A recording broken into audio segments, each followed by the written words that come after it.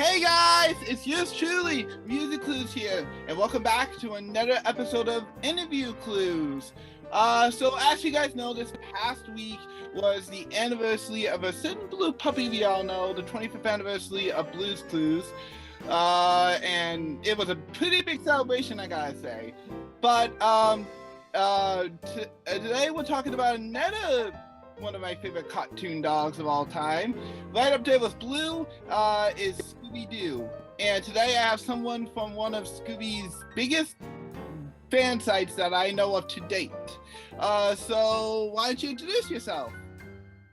Sure. Hey guys, I'm Nikki Blake from ScoobyAddict.com, and I am a huge Scooby Doo fan.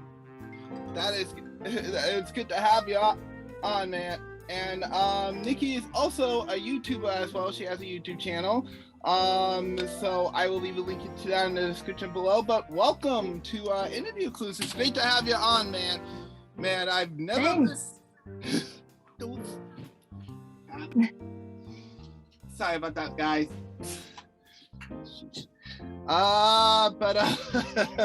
Yeah. So yeah, let's get this interview started. So I guess we should probably start with one of the most obvious questions here. How did you get started with your site, ScoobyAddict? So I had an old Scooby Doo website, and it was not very good. It was hosted on GeoCities years ago. And I wanted to make something better that included all the information I could find on Scooby Doo, but there wasn't a lot of information out there. There weren't many Scooby Doo websites out there. So when I created ScoobyAddict in 2007, it was really hard to find the information that I needed for my website, but I contacted people, I did a lot of research, and it just became a place to find pretty much anything Scooby-Doo. Well, that's great to hear. I'll definitely I haven't really looked at your site yet, but if I ever, since I haven't been able to keep up with Scooby-Doo in quite some time, I'll probably go on there quite often to catch up. Yeah, that sounds like you've had a pretty storied history. When did you start the site? So ScoobyAddict was launched on February 1st, 2007. Whoa! Wow! You've been around a while then. Yeah.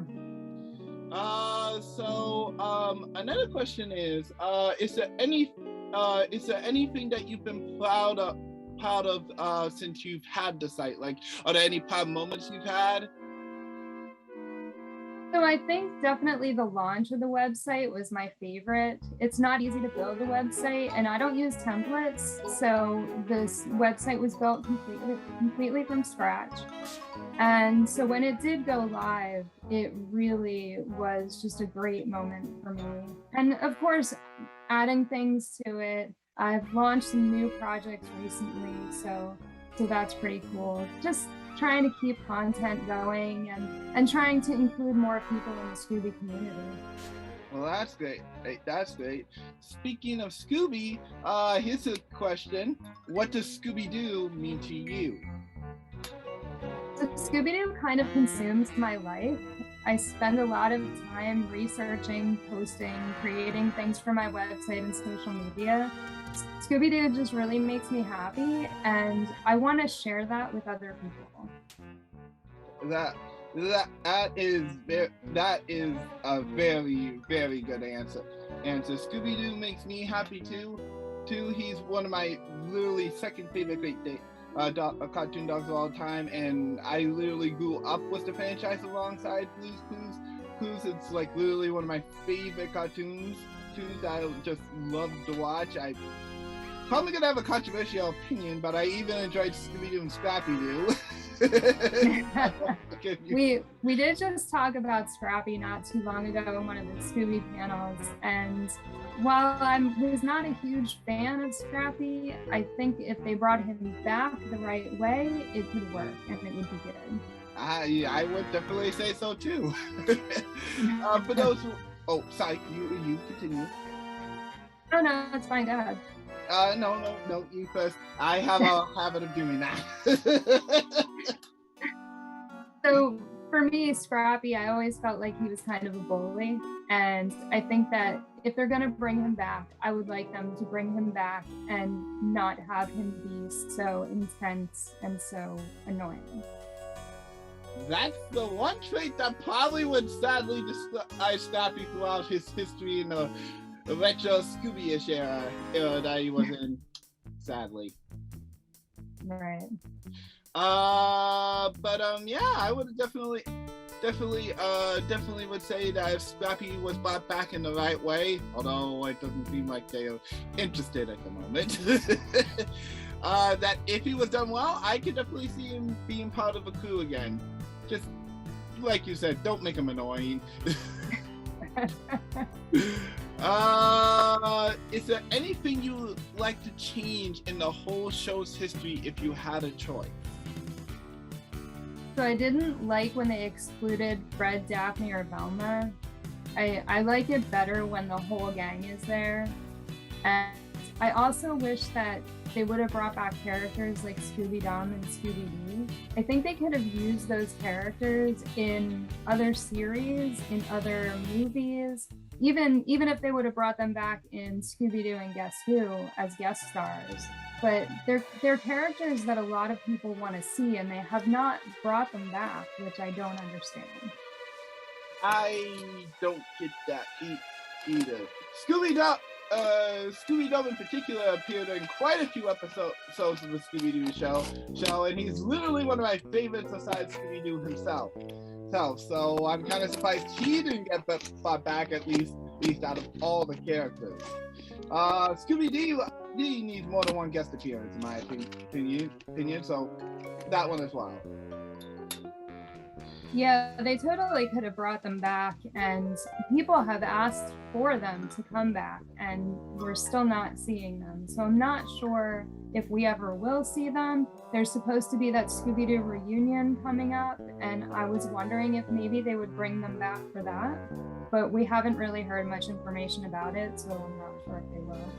I heard about that too, and I'm not 100% sure. Fingers crossed, but I'm not hopeful.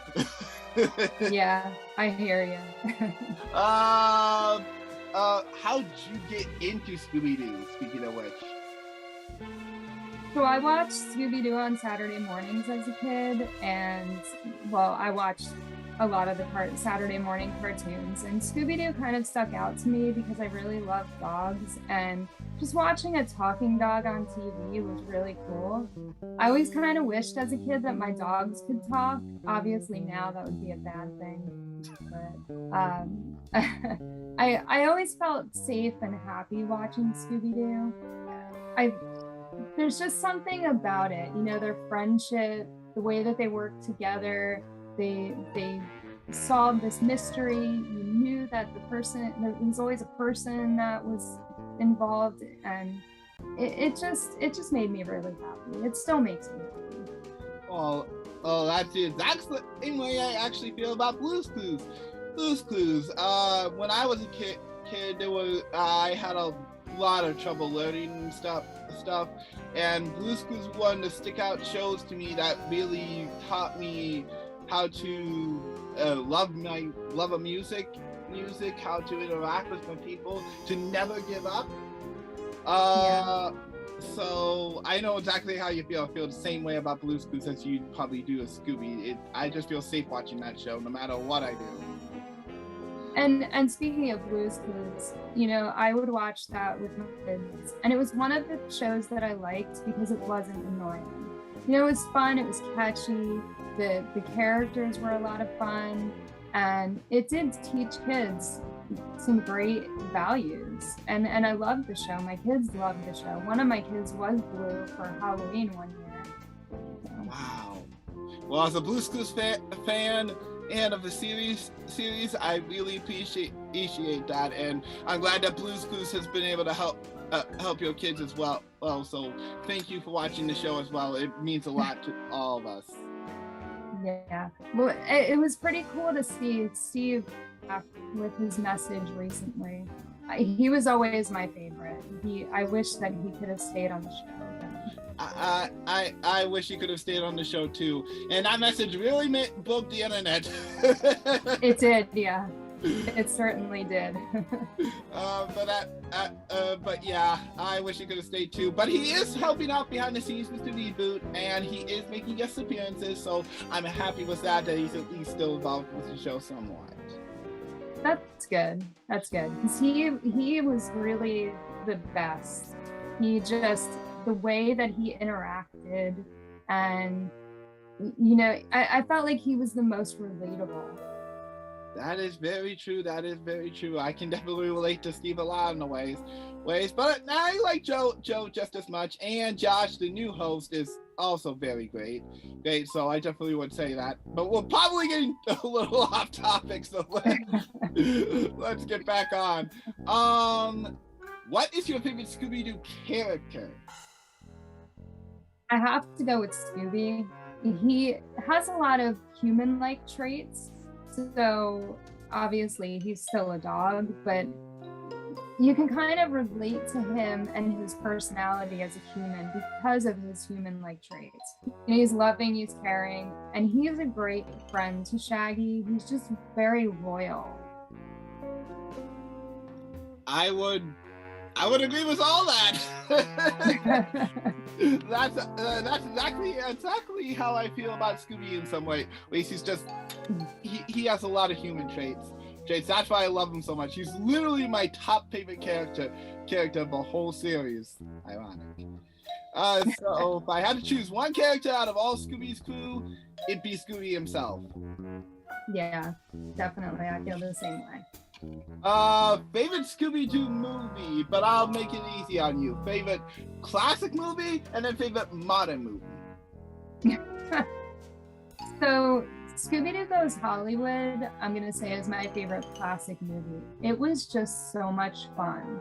And I feel like I have that unpopular opinion because a lot of people don't seem to like that movie, but I loved it. It was so much fun to watch that movie. And as far as newer movies, I guess I would say I'm gonna go with Witch's Ghost, even though that was like not really newer. I typically tend to say that Witch's Ghost is my favorite movie because I haven't seen a lot of the movies for a long time. Like, I'll watch them once, and if I'm not doing a review on them, then I don't usually go back to the movies so much. I should, but I don't. So I always just go back to Witch's Ghost as being my favorite. Hey, that's totally fair. Huh. I didn't know Scooby-Doo Goes Hollywood had a very unpopular opinion in the Scooby fan base.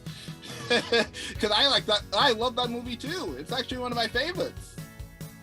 Yeah, I feel like a lot of people say that they didn't like that movie, and I'm not sure why. It's a great movie, but maybe people's opinions have changed now. I don't know, but it seems like there's so many people that say they don't like that movie. That would be an interesting thing to look up and see why I don't like it. Because honestly, it sent a good message to me too. Yeah, I mean, for those who don't know the movie real quick, Scooby-Doo Goes Hollywood basically is Scooby leaving his Saturday morning series setting to go for the big time, the big stars. And the rest of the crew don't really like that move. They all miss Scooby, so yeah, Scooby keeps messing up, unfortunately, though, in every clip they send, so it's funny in a way, but it sends a good message that no matter where Scooby is whether he's famous or not, he'll always have his fans. Right. It's a good movie. It really is. And Witch's Ghost? Oh man, I haven't watched Witch's Ghost in ages. I need to do that again. I feel like that with a lot of the movies, and now we're seeing, because I post a lot of the history of Scooby-Doo, we're seeing that a lot of the movies, a lot of the series, they debuted around this time. And when I'm posting the movies, I have a tendency to just feel like I should watch it again, you know, and because a lot of them I haven't seen for a long time. Indeed. In fact, I'm not even all caught up with all Scooby's current day movies, or even some of the classics I missed. So it can be hard when they're putting out 2 movies a year. On that, true on that. In fact, they even just put out one, I think, recently, the Scooby Doo Courage the Cowardly Dog crossover, unless that one's not out yet. It comes out on Tuesday the 14th. Oh, okay, so I'm 3 days off. But you're close. Yep, very close though, very close. Well, I'm excited to see that one too. For those who don't know Courage the Cowardly Dog, that is a Cartoon Network show that many people love back, but it's good to see Courage crossover with Scooby, because that's one of the many crossovers I've heard many people say they wanted, so glad Warner Bros. Is finally giving us to that. And I think they initially said that we were going to get a crossover like a year or 2 ago, and then no one heard anything about it, and then all of a sudden they confirmed that the movie was coming out. So it kind of took a really long time for us to get this movie. Indeed. But I'm just glad it's finally coming out. Hopefully we get more crossovers with Scooby from other Cartoon Network shows, because it's not often that we get too many crossovers with a great theme nowadays, unless I'm wrong. Well, there's the new series, Scooby Doo and Guess Who, and that is a different guest star every episode. It's very similar to the new Scooby Doo movies from 1978. Oh, that one was one of my favorite shows. Oh, do anything to I haven't caught up with Guess Who. I've only watched like the first episode, and that's not even all the way through yet. Yeah. Actually, the new Scooby Doo movies is 72. Sorry about that. No. It happens to the best of us. Sorry, you first. No, I didn't. I just laughed. I see. Let me see. Have you met anybody that has worked on the show? Any of Scooby's shows? So I met Scott Innes. He did the voice of Scooby Rappy. I met him. I can't remember what year it was, but it's been a few years. He had a Christmas party. He lives in Louisiana. I live in Pennsylvania, so I drove to Louisiana. I went to his Christmas party. I stayed overnight in a hotel and then drove back home the next day. So it was like a 25-hour drive there, 25 hours back. But it was really cool. It was awesome that I got to meet him, and he's a great guy. He really is. Well, that's cool. I'm kind of jealous.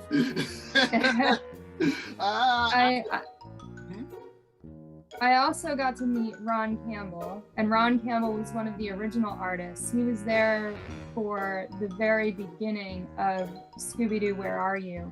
He saw the concept drawings, and he's just an amazing artist. Unfortunately, he passed away last year, but he told me some great stories, and he was just such an amazing person. Oh, that's right. I did see that. Rest in peace, dude. Yeah, good job. Yeah.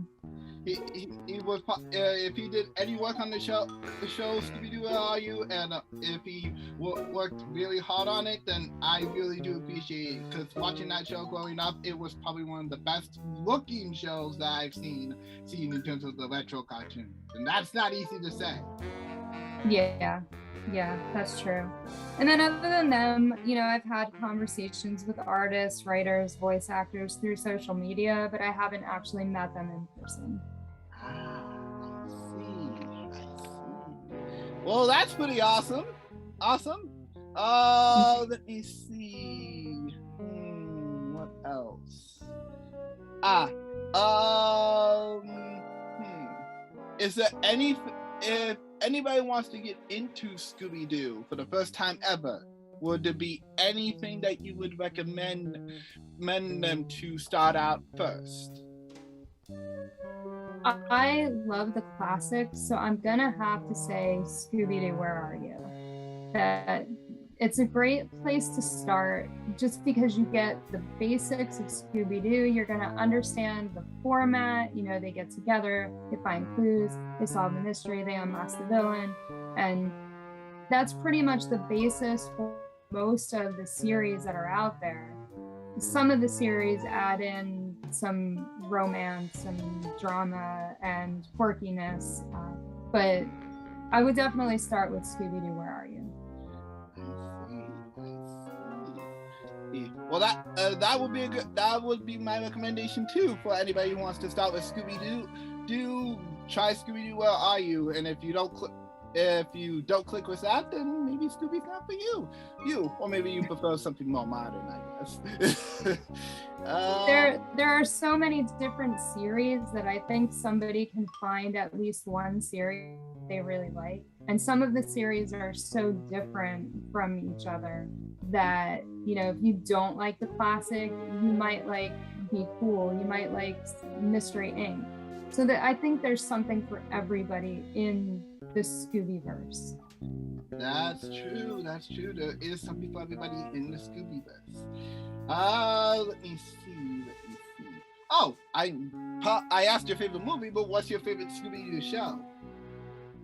Definitely Scooby Doo, Where Are You? I love the classic series. It was the beginning. It was the first series that I ever saw, and it's definitely my favorite. Well, I guess that was the easy answer. But yeah, Scooby-Doo, Where Are You is one of my personal favorites too. I'm not sure if I put it in my top favorite, but it is one of my favorites for sure. So what is your favorite? Dude, that's the question.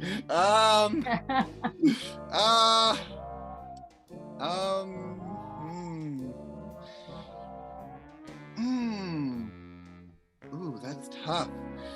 I'm probably gonna get heat for this later, but Scooby-Doo and Scrappy-Doo, surprisingly. All right, well, Wendy will totally agree with you, so it's all good. I see. But Scooby-Doo, Where Are You? And the Scooby-Doo show are close second and third. Yeah. Let me see. Are there any Scooby shows that you don't like? I am not a huge fan of Shaggy and Scooby-Doo Get a Clue. I thought it was just kind of a weird show, weird animation. There wasn't really a different villain. It was always the same person. So I kind of felt that went way off track from Scooby-Doo, and I didn't like that aspect. I like that there's a different villain in every episode. Other than that, I don't know that I disliked any of the other series. Scrappy, like I said, was not one of my favorite characters, but he did get better. He started off being a bully and being very immature, but he did mature as he got older. Yes, I would say that too. I probably should ask you this, but what are your opinions on the live action Scooby-Doo movies? I'm not a huge fan of the live action. I do feel like Scooby-Doo should be animated, not CGI. I liked the first two movies with Linda Cardellini, Matthew Lillard, Sarah Michelle Gellar, Prinze Jr. better, just because I felt like they fit the characters a little bit better. I definitely think Matthew Lillard was made to play Shaggy, and Linda Cardellini was like perfect as Velma. The other two movies, I liked the actors. I wasn't thrilled with Robbie Amell. I didn't like that he didn't at least wear a blonde wig, but he did say that he wouldn't dye his hair because he didn't look good as a blonde. But I think that he would have been fine if he just wore a wig, and he would have portrayed Fred better. But I prefer animated Scooby. Fair enough. I probably feel the same way about you. My opinion on the all four, pretty much, I really don't like any of them. Just because I just really prefer Scooby Doo to stick animated myself. But that's not to say that anybody that does like or love those movies, I'm not gonna hate them across the board. So what is your current stance on how Scooby is doing? Do you think Scooby is doing fine, or do you think he could use some improvement?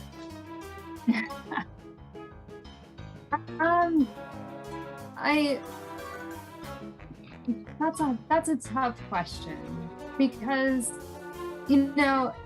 when Be Cool first came out and I saw the animation, I was just, my first thought was that they broke Scooby Doo. But watching the show, I had a whole different opinion, because the writing is great and it's fun. And, they do these quirky things with the characters that you don't really expect from the gang, but because they're animated the way they are, it works. So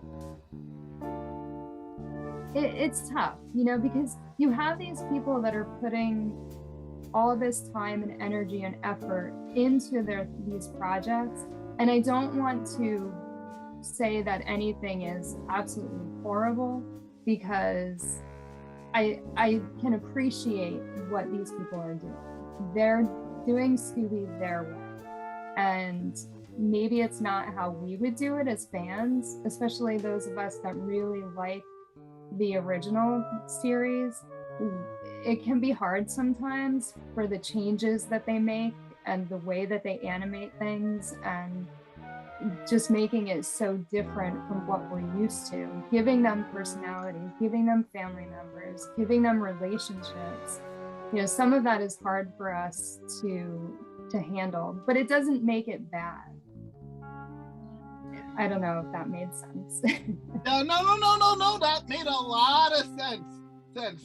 Somehow I feel that the Sonic fan inside of me could probably relate to you a little bit on that one. I did go into a detailed explanation, but I don't want to get yelled at by Sonic fans about this, so I'll just say I know how you feel. Yeah, that sounds great. That sounds like a great answer, in my opinion. You did your best to explain, and honestly, I feel that way about Scooby's Be Cool Scooby Doo in a way too. I mean, it's different, yes, but then again, and so are many other Scooby Doo cartoons, and we have our taste and likes on those. So, what makes them any different than us? Right. I think the animation in Be Cool was a shock, because it is so different than any of the other series. Well, I guess Get a Clue is similar in that weirdish animation style. But because the animation, the art style was the first thing that we saw, and we got that a year before the show actually came out. Be Cool already had this everyone didn't like it. People were saying that they weren't going to watch it, that they ruined Scooby-Doo. And, I watched it. I watched everything Scooby that comes out. If I don't like it, then I just don't like it. But I do watch everything because it's part of Scooby and I want to see it. But yeah, Be Cool was, like I said, kind of a shock when we first saw the animation. Yeah. If there's one thing one of us needs to work on, it's definitely, possibly making sure they have a proof of concept for the animation as well when they show the new stuff, because otherwise it tends to send bad impressions, and that kills cartoon projects pretty fast sometimes, especially nowadays with the social media. Yeah, that's true. But as long as they don't do to Scooby what they did in Jellystone, because the Beeple animation is much better than the Jellystone animation. So as long as they don't do that to Scooby, then it's good. Fair enough. All right. Well, this is something I'm gonna try to do as much as I can. But at the end of every interview I have the interviewee feel free to ask me any question they want related to my interests. So since we talked about Blue's Clues, you can ask me any Blue's Clues related question if you want. Okay, Blue's Clues. So I already asked you. We already talked about the hosts. So as far as Blue's Clues, like what makes it so dear to your heart? Like why do you relate to Blue's Clues or like Blue's Clues as much as you do? Wow, pretty good question, honestly. Well, Blue's Clues to me it sends a couple messages. The first one being is communication. Blue has a hard time communicating what she wants sometimes. In fact, Blue's first holiday actually showed that she had a hard time communicating an answer. And the way to figure that out was by playing Blue's Clues. It was the only way we could solve all of the show, solve it. And Steve and the others, when they were kids, they had to find all 3 clues to figure out what Blue was trying to say. And ever since, it's been a tradition on the show. So yeah, it's all about communication. It's really trying to figure out what someone wants. And in real life, you have to try to understand what people want even if they aren't communicating in the best way possible. It's not easy, but if you can work together with other people, you can figure it out. The second one is never giving up. And this was an emphasis in Blue's big musical movie. Throughout the movie, several of the characters had hard times getting ready for the big music show, which was near the end of the movie. And everybody was so nervous and trying to work together and trying to really not give up. But it was so nerve-wracking for some of the characters. In fact, Slippery in particular was very nervous because he was afraid of slipping on stage during the big music show, which did happen, by the way. So then we all went behind a cardboard house that we had cut out for the show.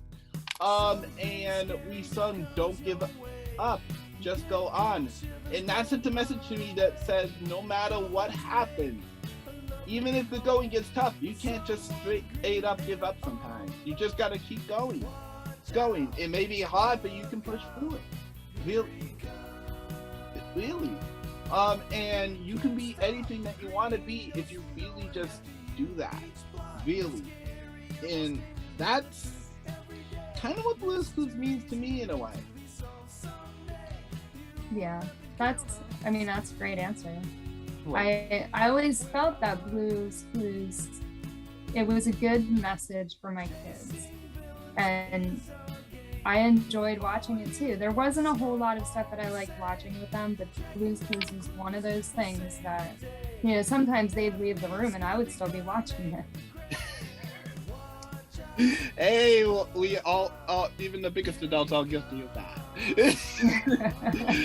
But yeah, thank you for the honest question. Do you have any other questions you can ask me? I'll let you ask me 2 more if you want.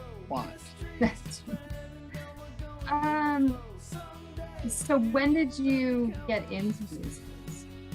Funny story about that. I actually was into Blue's Clues literally the same year it came out. 1996. I was born that same year, so I'm just as old as the show this year, 25. Nice. Yes, so I've pretty much been a fan my whole life. I was crushed when Blue's Clues got canceled, and then when the revival came out, I was like, wait, no, you gotta be joking. There's no way Nickelodeon will bring back my favorite series. So you can imagine my excitement. Yeah. Okay, that was actually a good question. Okay, one last question. Okay, so what was your favorite part of the show, of what they did in the show? Woohoo! You're asking a lot there.